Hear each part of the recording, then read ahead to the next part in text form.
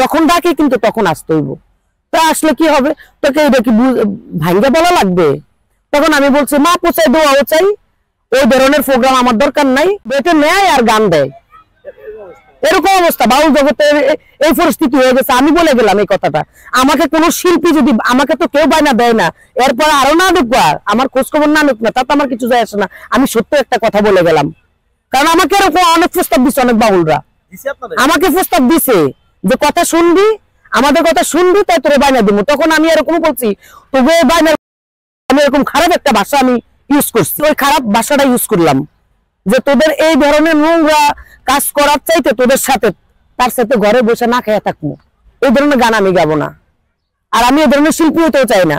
আমাকে যখন আমি বলতাম যে দেখেন আমার তো প্রোগ্রাম নাই, তো আমার দিকে একটু খেয়াল টেয়াল রাখেন, তখন বলে যদি খেয়াল রাখতে হয় তাহলে কথা শুনতে হবে, যখন ডাকে কিন্তু তখন আসতে হইব। তা আসলে কি হবে, তোকে এটা কি ভাঙ্গা বলা লাগবে?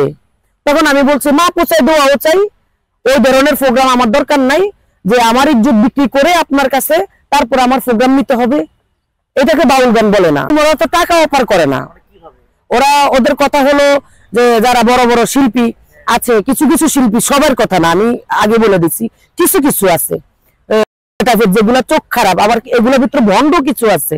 আবার পীরের মধ্যে দেখেন বর্তমানে পীর, এরা এখন অরিজিনাল পীর কিন্তু খুঁজে পাওয়া যায় না কিছু কিছু ভণ্ড পীরের কারণে। এরা ভণ্ড পীর না, এরা ভণ্ড মানুষ। পীর কখনো ভণ্ড হইতে পারে না।